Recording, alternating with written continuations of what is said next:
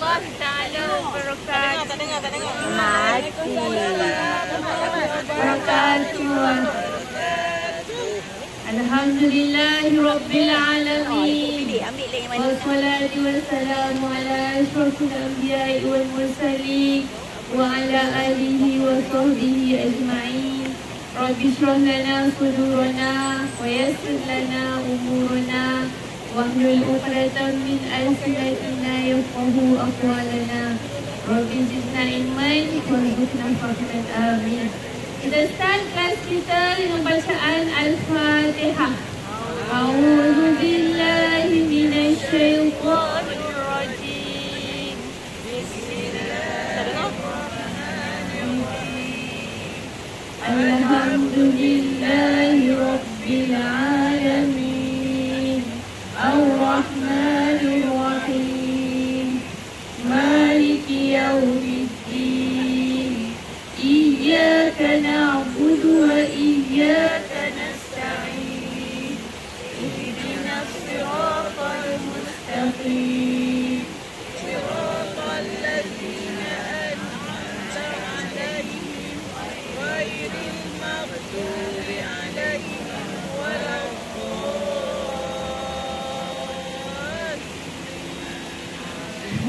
Alhamdulillah. Okey, pertama-tama sekali kita bersyukur kepada Allah Subhanahu Wa Taala. Dengar ke suara?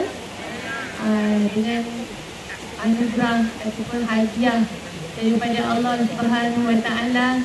Sayangnya Allah Taala kepada kita ibu-ibu daripada awal kita datang. Hello. daripada awal kita datang, kan? Kita boleh memaafkan, kita boleh apa? Maaf tu, masih Mafiq tadi malam tu jogging apa Mafiq tu apa? Petang Oh, game.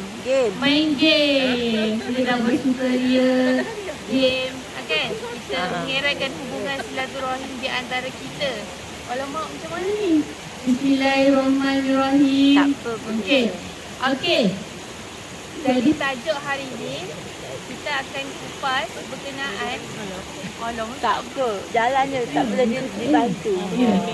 Okey. Terus saya kena berdiri Dah. Okey. Jatuh nanti tak payah. Okey, baiklah. Yeah. InsyaAllah. Okey, kita bersyukur kepada Allah Ta'ala. Kita dah program kita daripada 2 hari 1 malam. Malam tadi okey ke tidur? Alhamdulillah. Aircon okey, aircon? Okey. Oh, Alhamdulillah. Okey, semua tarik nafas. Hembus. Tarik nafas. Hembus. Ada yang boleh tarik tapi tak lepas? Boleh semua. Alhamdulillah. Itu bermakna saat ini kita masih lagi dalam keadaan hidup dan sihat, insya-Allah. Amin. Mudah-mudahan Allah berikan kekuatan kepada kita. Tahniahlah kepada ibu-ibu sebab kita dah berjaya menjalani 2 hari 1 malam. Dan syukur perancangan kita alhamdulillah selama 4 bulan daripada bulan 12 kita berancang. Hari ni kita berjaya lah sampai ke akhir program. Jadi ibu-ibu yang dirahmati Allah yang saya sayangi, mari kita bersama-sama bermuhasabah. Minta maaf yang orang belah kiri tak tengok ke kiri sebab mikrofon ke kanan. Kalau ke dia tak boleh gerak. Dia tak boleh gerak, tuan-tuan dan puan-puan, tak boleh gerak. Kalau gerak ke kiri dia tak bunyi. Hello. Jadi hari ni sebenarnya banyak page yang saya dah prepare untuk kita belajar berkenaan dengan kematian. Tadi kita sebut tentang nikmat dan kita dah buat game semalam. Kita dah bersyukuria, kita dah kenal hati budi masing-masing, kita dah masak masing-masing, kita dah dengar keindahan alam punya sungai, punya pokok tak bunyi, burung di tepi-tepi. Jadi sebenarnya satu nikmat yang ibu-ibu kena syukuri, alhamdulillah, bahawa okey semua tengok pokok. Hello, Semua tengok pokok, dengar bunyi sungai, tengok awan warna biru, kan? Tengok awan warna biru. Ini semua nikmat-nikmat keindahan alam yang kita tak mampulah cipta. Tapi yang maha hebat Allah Ta'ala yang menciptakan segala-galanya. Termasuklah jari-jari kita yang boleh kita genggam. Termasuklah kaki kita yang boleh berjalan daripada ibu sugih, daripada tempat masing-masing ke sini. Semuanya bukanlah kerana bukanlah kerana hebatnya kita, tuan-tuan dan puan-puan, bukanlah kerana hebatnya kita, tetapi kerana hebatnya Allah Ta'ala beri kepada kita. Jadi ibu-ibu, saya nak ajak ibu-ibu kita berfikir balik. Kalaulah masa Kalaulah ibu-ibu belum. Okey. Masya-Allah. Ujian satu dua tiga. Ataupun saya rasa speaker tu dekat dengan kita kat tengah kan. Speaker yang kena dekat tak? Tapi takut base pula. Agak kan. Speaker yang kat tengah sebab jauh penuh. Tapi tengok. Tak tengok. Ni pun tak apa. Speaker yang kena dekat. Ni pun sama dah. Sama je ya. Ada terus speaker dekat. Radio, volume. Tak dengar. Oh, tak dengar. Kita tak dengar ni. Banyak dah. Tak sana kot. Kan saya duduk sana, duduk kurus sana. Oh. Maksudnya speaker tu dekat yang kita. Okey. Hello. Kita speaker bawa sini. Okey, bismillahirrahmanirrahim. Alhamdulillahirabbil alamin. Iklan di YouTube lah, ada iklan kejap. Bismillahirrahmanirrahim. Alhamdulillahirabbil alamin. Allahumma arhamna bil Qur'an waj'alhu lana imaman wa nuran. Ni okey? Okey. Sama mungkin tak tahu. Kita nak kita boleh YouTube. Okey. Jadi ibu-ibu yang dirahmati Allah, gitu. Kita dekat lagi. Puteri, ke depan lagi Puteri. Lagilah lalu tengah lah.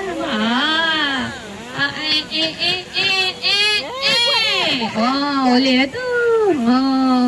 Alhamdulillah. Terima kasih Puteri. Tinggal mana. Okey.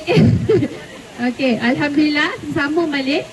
Jadi ibu-ibu dirahmati Allah, saya seronok sebenarnya dapat jumpa dengan ibu-ibu. Satu nikmat yang kita kena syukuri. Cuba kita muhasabah bersama. Sekarang tunjukkan saya siapa kat sini umur 60, 50 tahun, bawah 60 tahun, angkat tangan. Bawah 60 tahun. Jujur. 1, 2, 3, 4, 5. Satu Madinah pun. Okey, turun tangan. Siapa bawah 70? 60 ke 70? 1, 2, 3. Masya Allah. Ya Allah, lipstick merah pun sama. Okey, Masya Allah. Tunduk, turun. Umur 70 hingga 80 tahun, angkat tangan. Masya Allah. 1, 2, 3, 4. 5, 6, 7, 8, 9. Oh, Masya Allah. Siapa kasih 80 ke 90 tahun? Tak ada. Last kali 70 ke 80. Paling tua umur 89 ada tak? 88 ada? 87? 86? 80. Alhamdulillah. So ramai-ramai alhamdulillah. Okey, ibu-ibu yang dirahmati Allah. Okay, kita bayang tengok umur kita 80 tahun. Sekarang semua bayangkan umur kita semua dah 80 tahun. Kita bagi sama. 80 tahun ibu-ibu hidup kat dunia ni sebenarnya satu nikmat oleh Allah Ta'ala. Allah bagi kita hidup dalam keadaan yang sihat. Kalau tak sihat pun sekurang-kurangnya ada masa juga untuk ruang kita beribadah kepada Allah. Cuba bayang kalaulah tahun 2020 itu yang kita kena COVID di Malaysia. Siapa terkena COVID Malaysia hari tu? Angkat tangan. Saya kena 2 kali COVID. yang kena ramai juga masih lagi Allah pilih untuk hidup, alhamdulillah. Tapi ada di kalangan kita yang kena virus tersebut dan telah pergi meninggal dunia. Tak kira tua ataupun muda. Jadi syukur alhamdulillah ibu-ibu, hari ini tajuk kita tentang kematian. Berkenaan dengan kematian, ia terbahagi kepada 4 perkara, poin dia. Tentang mengingati mati, orang yang golongan pertama, golongan yang ada hadiah tak? Ada. Dia kita bagi pokok. Pertama, orang yang golongan yang pertama, golongan yang paling rendah sekali ialah orang yang leka, orang yang sibuk dengan kehidupan dunia. Dia tidak mengingati mati walaupun seketika. Dia tetap dengan dunia dia. Esok kita nak jalan ke mana lagi? Esok kita nak pergi wayang tengok cerita apa lagi? Esok kita nak shopping apa lagi? Esok kita nak sibuk duk fikir-fikir, duk atur-atur jadual tentang dunia semata-mata dan meninggalkan apa yang Allah Subhanahu Wa Taala suruh. Solat ke mana dan sebagainya. Dia rasa dunia ini dia yang punya. Okay, sibuk bergaya sana dan sini, pergi ke situ ke sini, mencari duit itu dan ini, tapi ketepikan semua perihal dunia, akhirat. Maksudnya tak ada langsung melihat pada tanggungjawab dia sebagai hamba kepada Allah. Ibu-ibu yang dirahmati Allah, itu golongan yang pertama, orang yang lalai dengan dunia. Jadi bila 4 golongan nanti saya akan sebutkan, kita sama-sama muhasabah, kita ni di kalangan golongan yang mana. Yang kedua adalah orang yang bertaubat kepada Allah Ta'ala. Dia ada masa dia ingat Allah, ada masa dia tak ingat. Ada masa dia buat baik, ada masa dia tak buat. Bila dia buat dosa, bila dia buat maksiat, bila dia terlebih cakap, hari ni lebih banyak pula dosa. Malam tu dia bangun, dia solat taubat. Dia sebenarnya mudah untuk kembali kepada Allah Ta'ala. Ada masa dia ingat juga mati, tapi dia tak takut sangat. Dia ada masa juga dia tak ingat mati tu banyak juga. Dia 50. Ada masa dia ingat mati, ya Allah, dia lah paling lama berzikir lepas solat. Ada masa pula suami dia buat hal, dia lah paling kuat berzikir tapi bentuk lain pula kat rumah. Sampai macam-macam pinggan dia baling tu, bang periuk.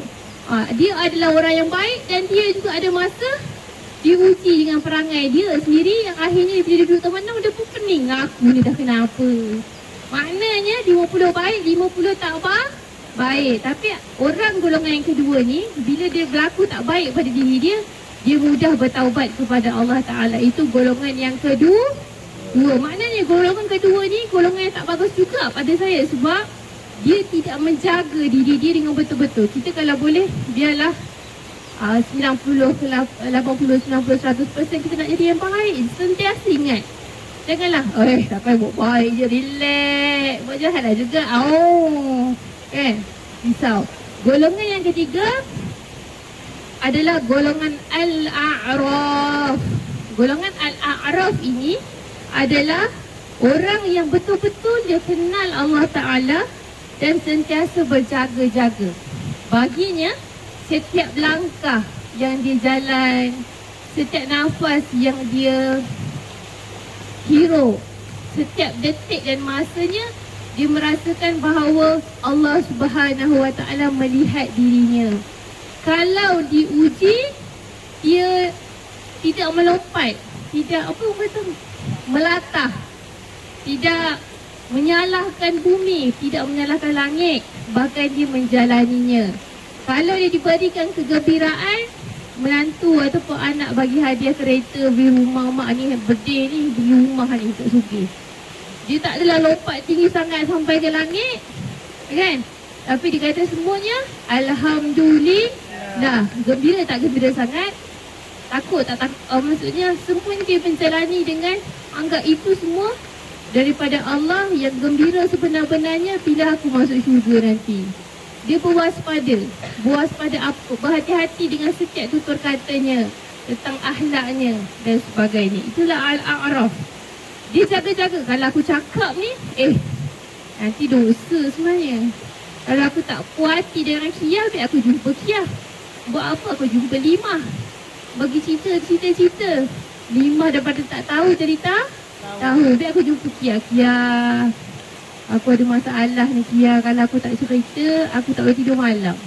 Dan aku takut kalau aku tak cerita, aku buat dosa mengumpat. Dia aku tak puas dengan kamu, aku cerita kat kamu. Baru kita cakap dengan dia. Sini Limah. Limah ke Kia? Kia. Limah sini Kia. Kan? Aku dah lama memendam rasa. Kan? Pokok buah jambu rumah kamu tu asyik gugur daun. Rumah aku contoh kan. Buah nak gugur. Tebang sikit. Salah pula. Jangan sebut. Contoh, saya pun tak kenal semua kan. Tak ada mengata ini contoh. Rupanya Kia kata lah, aku ingatkan kamu suka retuk ke rumah kamu. Ada atap. Rupanya kamu letih nak menyapunya. Ya letih aku menjaga cucu. Petang-petang nak menjaga pokok kamu. Jadi ditebang. Jadi selesai masalah. Okey, contoh. Haji kan? Okey, itu orang yang ketiga. Orang yang keempat adalah orang yang makam yang sangat tinggi. Lebih daripada golongan yang ketiga. Orang ketiga ni memang dia jaga hubungan dengan Allah. Dia berhati-hati. Okey. Dia merasakan golongan ketiga ni, dia rasa macam kalau boleh cepatlah aku mati. Sebab apa? Aku tak sabar nak jumpa dengan Allah Ta'ala. Tak sabar masuk syurga. Dah letih dah dengan dunia ni. Lepas satu masalah, rasa masalah habis masalah. Dia rasa biarlah aku buat ibadah banyak, buat yang terbaik, akhlak dengan manusia, dengan Allah Ta'ala. Tak sabar nak masuk syurga, nak jumpa Allah Ta'ala. Kan?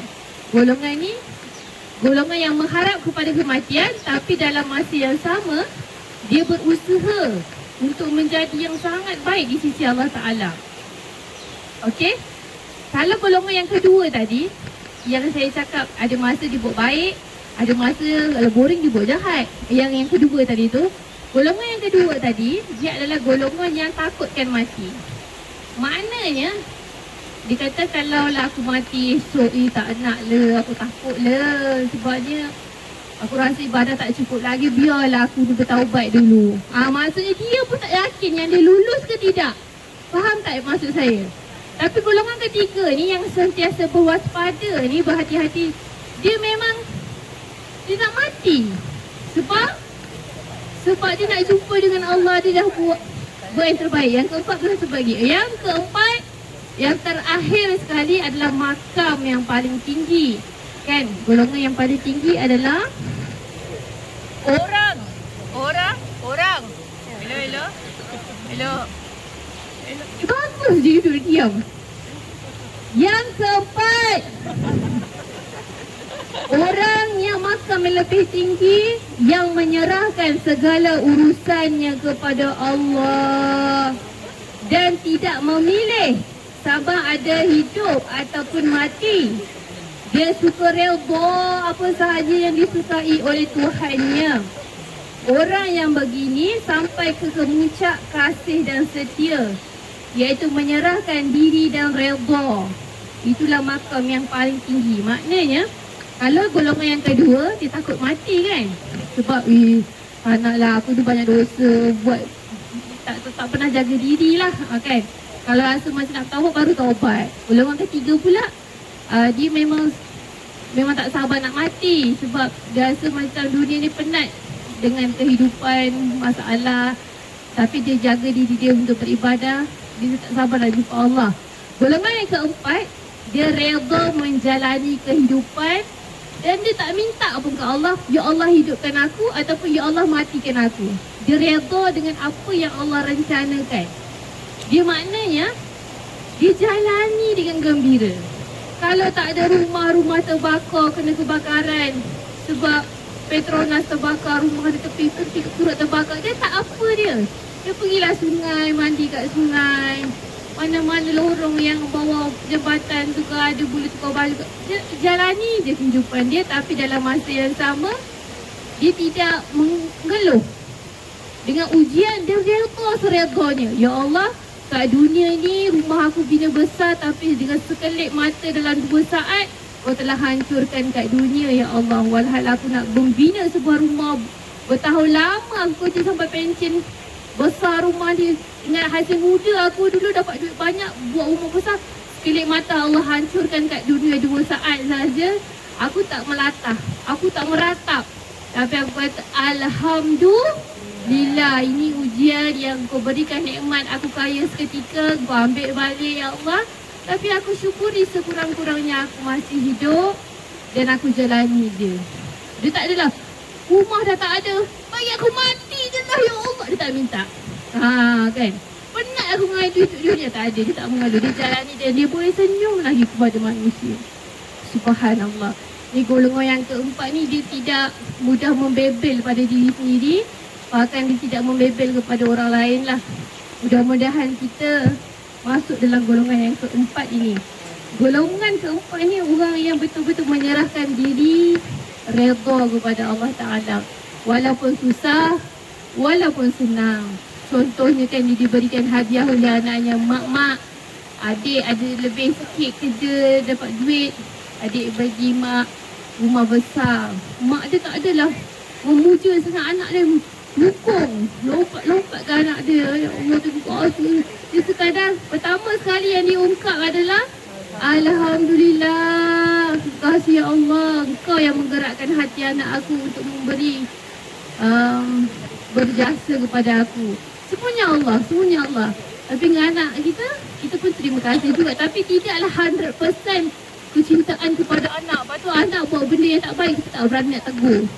Sebab apa? Sebab kita dapat hadiah daripada dia. Tidak, kita kena jadi orang yang sangat berprinsip. Kalau dia buat salah, kita pun kena tegur. Dia menderhakai suami, meninggikan suara kepada suami, kita pun dengar kat situ. Kita pun bawa dia ke bilik, jangan macam dedek, kan? Jangan sampai kita disuapkan dengan hadiah, dengan duit yang banyak oleh anak. Kita pun saja terdiam. Bila anak buat salah, kita buat tak tahu tangan. Jadilah kita orang yang beriman, hamba Allah yang bertakwa, di mana pun kita berada. Sama ada di rumah, di luar rumah, di sungai dan sebagainya. Campaklah di mana pun kita. Itulah golongan yang keempat. Okey, bila dia berdoa, ya Allah, aku diuji dengan sakitnya kaki, ya Allah, walaupun umur aku baru 60 tahun. Aku tengok Kia tu umur nak dapat 80 tahun, elok, laju benar jalan ni. Lain benar dengan aku, ya Allah, kan?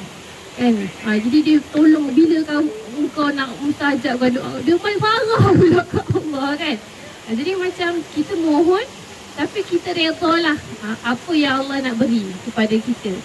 Sebab ibu-ibu, sampai bila kita nak diuji? Ada orang diuji dengan anak yang autism.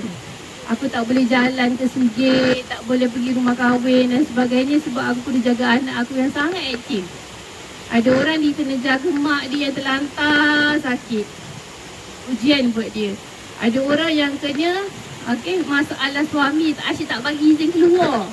Kamu keluar selangkah kenapa aku bagi baran. Ada yang jenis dia nak berkepit dengan isteri. Kita Alhamdulillah, kalau suami meninggal dunia ataupun suami tak ada dah tak ada hubungan ke ataupun dan sebagainya, carilah titik kegembiraan buat kita lah, kan? Sekurang-kurangnya kita ada bahagia kita yang tersendiri.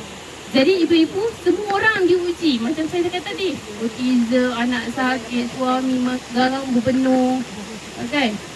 Cucu ramai, saya tak larat ustazah. Kali datang ramai penuh. Maknya pun tak kati tolong kita ni tak apa-apa larat. Kali bawa kita dia ke dia masak, dia ke ujian. Tapi itu boleh settle lah pada saya, kena ajak. Kena buat sama-sama lah. Itu kita boleh didik lah, kan? Kalau balik kita usahakan. Tapi nak kok mana pun nak cakap, kita akan diuji sampai bila? Sampailah kita bertemu dengan Allah Ta'ala. Itulah macam dah tak ada ujian dah. Tapi Bila dekat kubur nanti ibu-ibu ada ujian lagi. Soalan pertama dalam kubur. Dia ujian pertama ditanya soalan demi soalan. Kita ingat kan, dah mati kan, orang berumur dah tak nak lah hidup, nak bunuh diri, na'udzubillah, nak terjun bangunan, dah tak nak ada masalah, tak fikir. Rupanya bila masuk kubur, rupanya lagi besar masalahnya. Kenapa kamu menzalimi dirimu? Kan? Ini Haji ni taat dia. Dia tak nak mikrofon dia. Okey, itu dah kesimpulannya ibu-ibu.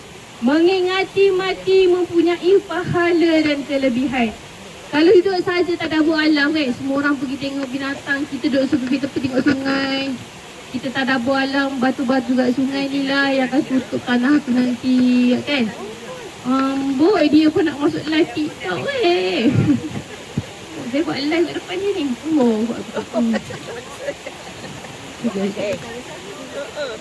Buat live dulu. Tak apa, masuk. Macam tu. Kena ada masa pada saya ibu-ibu. Balik ni kerja sekolah kita, Allah Ta'ala bagi kita 24 jam. Dalam masa seminggu, pilih waktu hari apa, mungkin Jumaat malam pukul 10 sampai pukul 11. Contohnya, duduklah etikah kat masjid sorang-sorang. Contoh, ataupun kat mana-mana lah. Kat tepi pokok rumah yang kita tanam tu ke. Muhasabah balik diri kita. Duduk sorang-sorang muhasabah. Sebab kadang-kadang kita ibu-ibu tak ada masa nak fikir untuk diri kita. Masuk je pintu rumah, susun je kasut. Banyak lah kena buat dengan baju. Selagi manusia yang hidup di dunia ini, selagi itu banyak baju nak kena urus. Walaupun kita sorang-sorang nak uruskan baju kita juga kan. Kita bukanlah duduk bersenang-lenang kan. Tapi ibu-ibu kena ada masa juga me time untuk diri kita. Mesti muhasabah diri, ya Allah, Alhamdulillah 80 tahun dah. Selama 80 tahun ni kalau esok aku mati, adakah aku masuk syurga? Adakah mati aku diringankan? Kita sentiasa tanya pada diri kita. Kalau rasa macam tak yakin lah. Berapa peratus hubungan kita dengan Allah Ta'ala? Kalau saya bagi 100%, adakah 60%? 80%? Jawab sendiri. Yang kedua, berapakah hubungan kita dengan manusia? Adakah bila kita datang, manusia lari? Malah aku dengan dia ni. Nanti kan ada aja. Seronoklah duduk dengan Kak Ayu ni lah contoh. Kalau aku silap cakap kan, dia nyet mata. Jangan cakap macam tu. Ayo jangan buat dosa. Jadi seronok kita ada kawan-kawan yang tegur. Ada kawan-kawan yang tegur, ada kawan-kawan yang nasihat kita. Itulah kawan-kawan yang baik. Itu yang pertama, muhasabah diri. Yang kedua ibu-ibu, nasihat saya adalah janganlah biarlah masa kita berlalu lama tanpa majlis ilmu.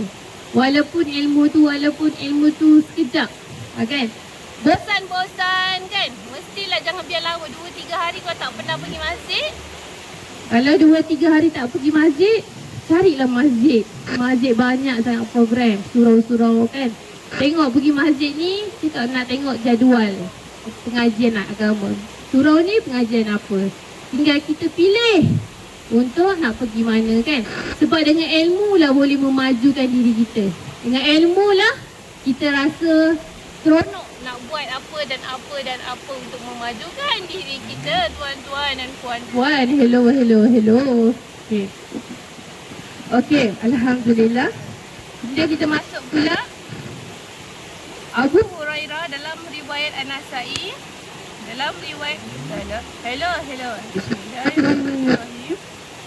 Rasulullah sallallahu alaihi wasallam bersabda, aksiru zikra hazimil lazzat al-maut. Banyakkanlah ingat perkara yang akan menghilangkan kelazatan dunia, iaitu mati. Banyakkanlah ingat perkara-perkara yang boleh membawa kita kepada kematian. Jadi ibu-ibu yang dirahmati Allah, saya nak kongsi bagaimana 3 perkara, 3 tips Ustazah, macam mana kita nak ingat mati? Pertama, cara-caranya adalah mengosongkan hati kita, iaitu muhasabah diri, ya? Mengingati mati berada di hadapannya. Macam orang-orang soleh dulu kan, macam mana kita boleh kata Dia sangat menjaga mulutnya. Dia sangat jaga tingkah lakunya. Dia sangat menjaga hubungan dengan Allah. Sebab apa? Sebab mindset dia kalau keluar rumah je ataupun nak pergi mana-mana, dia rasa kejap lagi aku mati ni. Kejap lagi aku mati ni. Walhal tak mati-mati lagi. Tapi maknanya dia ingatkan mulut dia.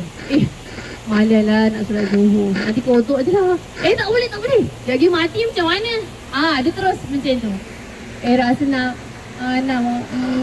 mengumpat lah. Ataupun rasa nak buruk sangka lah. Rasa nak baling batu lah dengan orang tu. Macam tu nak buat jahat.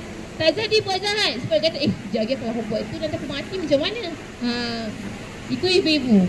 So itulah pertama tips untuk kita mengingati mati. Pertama, kosongkan hati kita dan merasakan mati akan berlaku je lagi.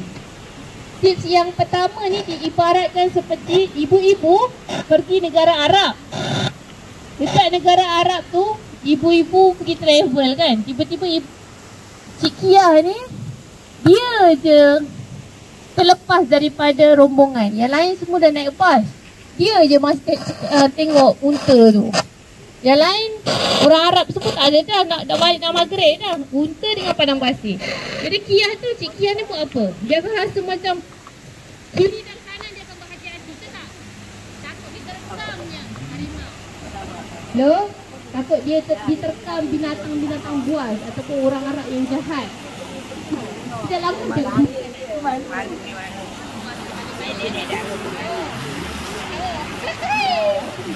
Dia akan tengok. Mana bas ni tak datang-datang lagi. Dia tak perasan ke aku ni. Dia kau tak angkat. Jadi Kia, kalau kita lah Kia, kita akan melangkah dalam keadaan ke kiri ke kanan. Betul tak? Ibu-ibu betul tak? Loh. Okey. Jadi kita akan berhati-hati. Bila kita berhati-hati ibu-ibu, itulah ibaratnya masa kita hidup ni. Bila kita hidup, kita kena ibaratkan macam kita ni Kia yang berada di padang pasir yang tengah dalam ketakutan. Okey? Nak gambar ke? Ada, tak apa. Jadinya ibu-ibu, kalau kita hidup ni kita rasa sentiasa berhati-hati macam Cik Kia kat padang pasir. Kalau nak buat dosa, fikir balik.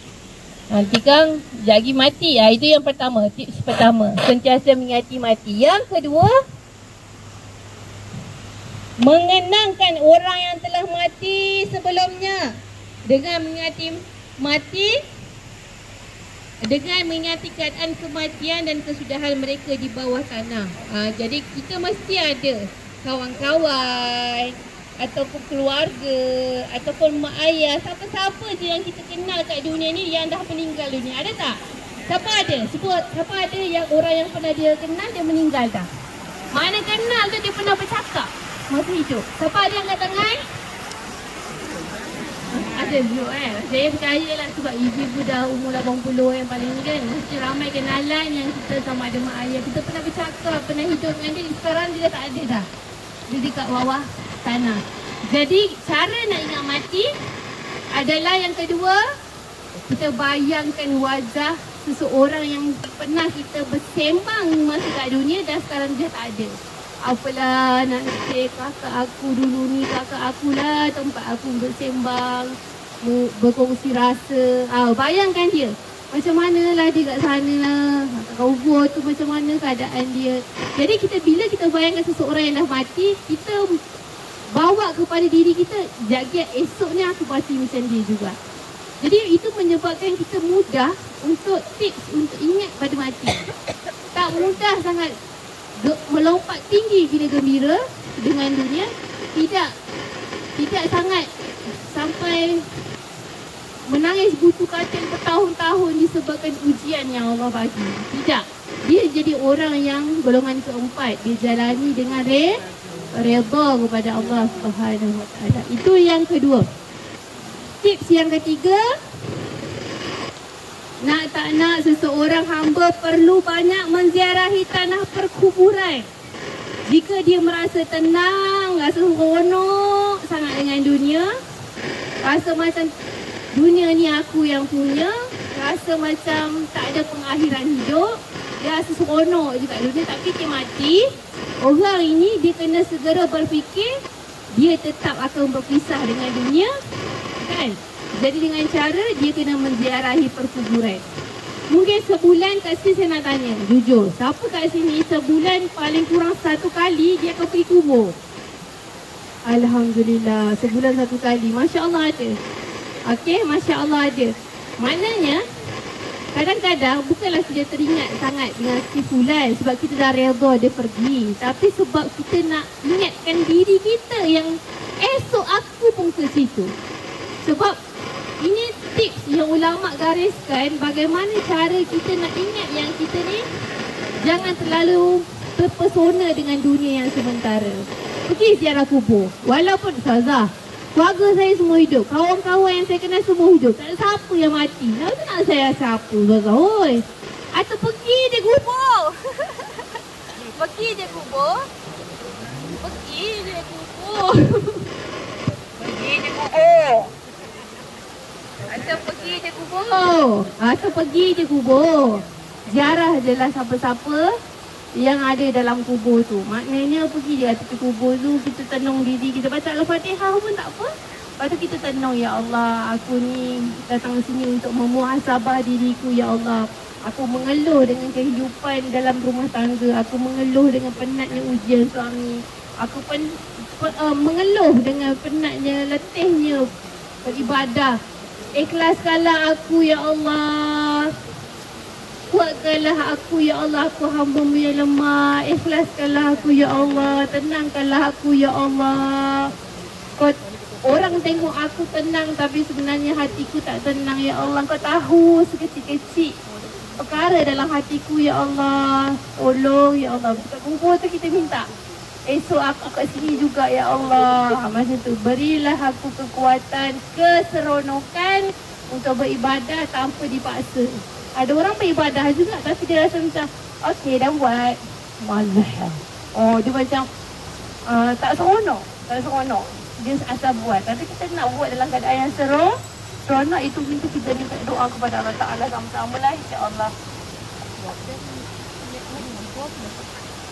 Okey, itulah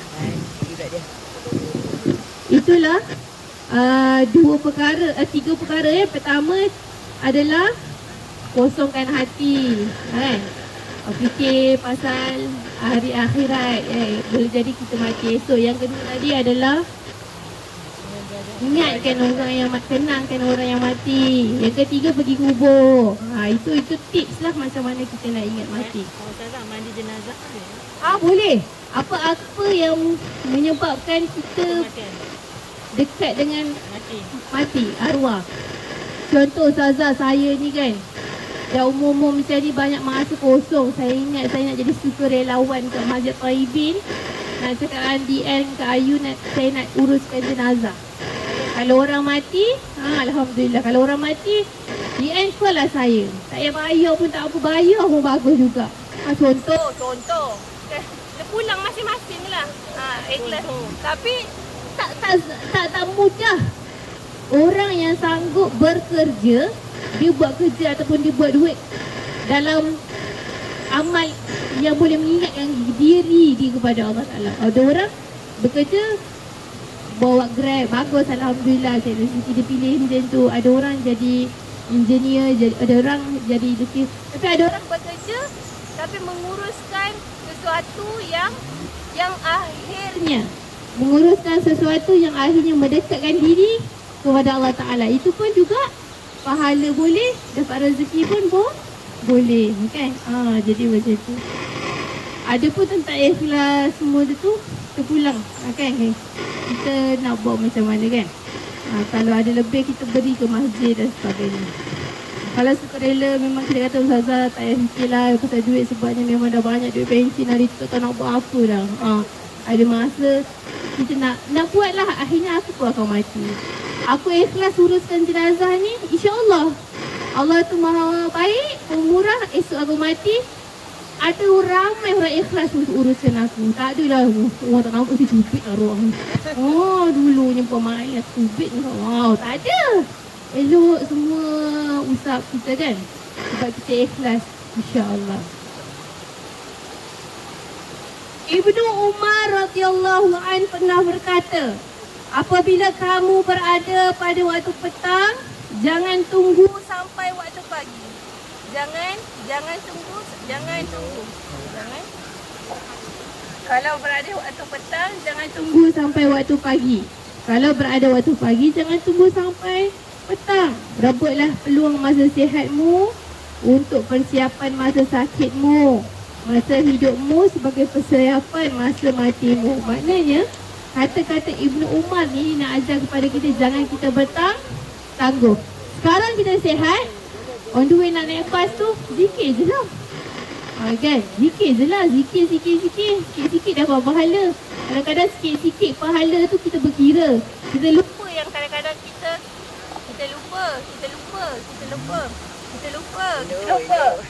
lupa kadang-kadang kalau kita duduk saja kadang-kadang kita terbuat dosa mulut. Kita tak adalah pula kita berkira.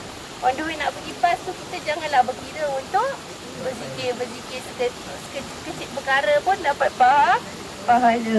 Okey? InsyaAllah. Jadi sebelum saya habiskan kita punya perkongsian pada hari ini, saya nak baca sebuah sajak, boleh? Pak Haji sampai ni. Sampai lena dia. Haji Limau. Okey, bismillah. Kita baca sajak sikit. Okey.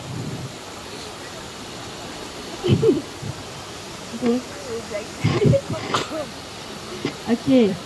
Sajak dia berbunyi, wahai anak Adam, jika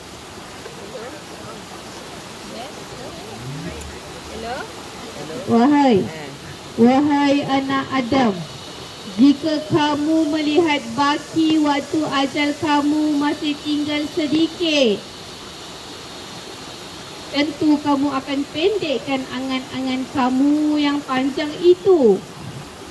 Ketika kamu menambah amalan serta mengurangkan ketamakan dunia, kamu pasti ketika itu kamu lebih cenderung untuk menambah amal serta mengurangkan ketamakan dunia. Kamu pasti akan menyesal jika langkahmu tergelincir dari jalan yang benar. Keluarga dan pengikut kamu pada masa itu berlepas tangan daripadamu. Ulang balik Wahai anak Adam, jika kamu melihat baki waktu ajal kamu masih tinggal sedikit, tentu kamu akan pendekkan angan-angan kamu. Ketika itu pasti kamu akan menambah amalan. Ketika itu pasti kamu akan kurangkan ketamakan. Kamu akan pasti menyesal jika langkahmu tergelincir dari jalan yang benar. Keluarga dan pengikut kamu pada masa itu berlepas tangan daripadamu.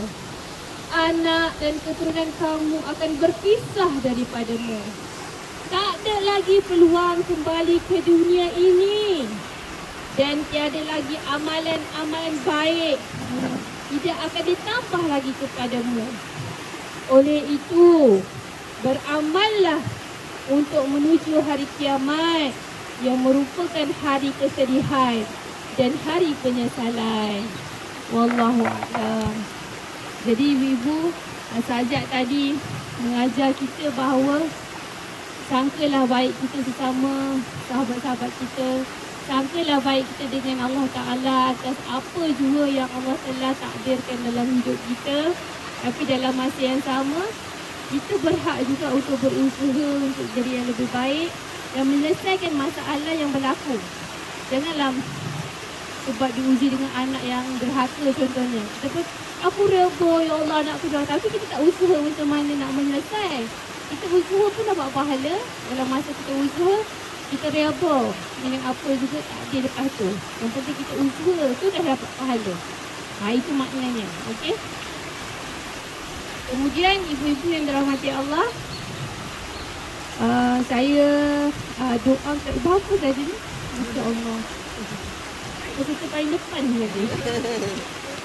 Saya doakanlah semua ibu-ibu ada masa dengan diri sendiri Kan, bila kita sibuk memberi hak-hak orang sekeliling, kena cari juga masa untuk diri kita, untuk beri hak kepada diri kita.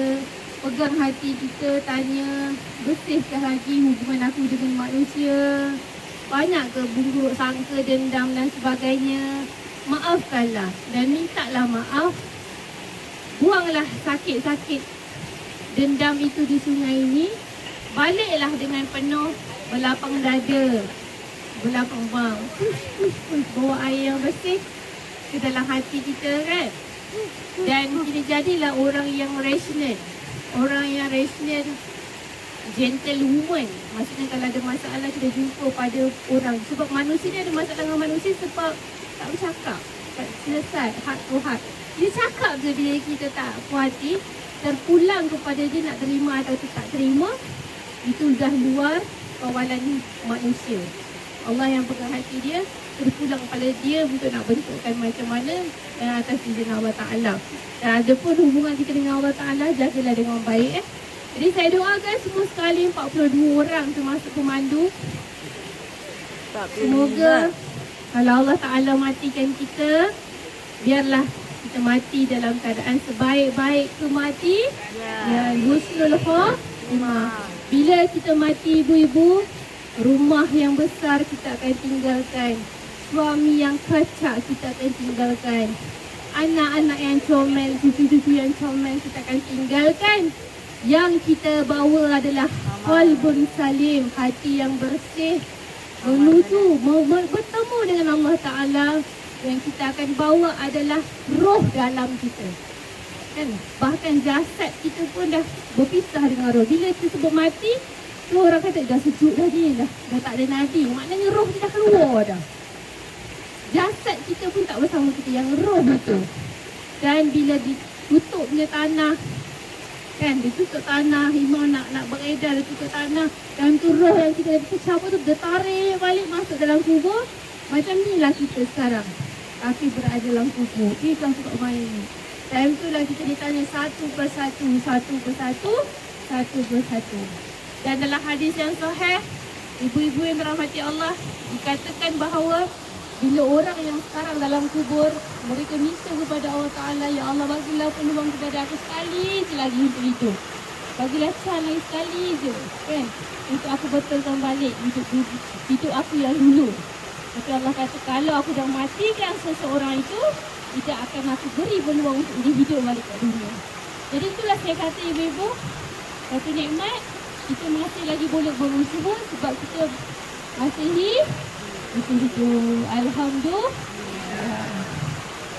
Jadi itu sahaja daripada saya ibu-ibu. Mudah-mudahan kalau tak dapat banyak, dapat sikit pun alhamdulillah, kan? Buat kerja sekolah yang saya cakap, kan?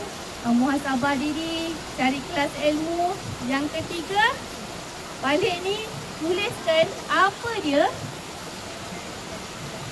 aib ataupun kelemahan diri, ataupun longkang diri, ataupun busuk diri yang masih lagi terkesumat dalam diri kita.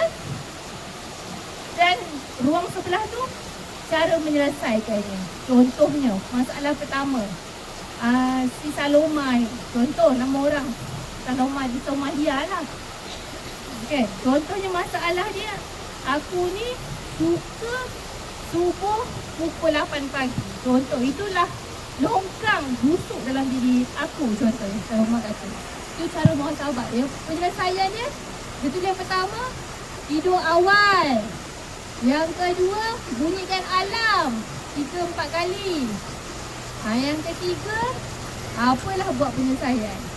Itulah kerja sekolah yang saya nak ibu-ibu buat kat rumah. Yang kedua, contohnya Saloma ni masak dari apa? Mudah sangka buruk dengan orang. Ruang penyelesaian sebelah, sebab kita tak naklah mahasiswa ilmu kita banyak dengar tapi kita tak praktikal. Yang kedua, kita buat penyelesaian buruk sangka ni macam mana? Kita dah selesaikan yang pertama. Sekian. Fikirlah, Jadi itu sahaja daripada saya ibu-ibu. Semoga bermanfaat. Assalamualaikum warahmatullahi wabarakatuh. tutup dengan tasbih kafarah dan surah Al-Asr. Subhanakallahumma wa bihamdika asyhadu an la ilaha illa anta astaghfiruka wa atubu ilaik. Bismillahirrahmanirrahim. Wal 'asr innal insana lafi khusr illa allazina amanu wa 'amilus solihati wa tawassaw bil haqq wa tawassaw bis sabr. Amin ya rabbal alamin. Jadi saya serahkan semula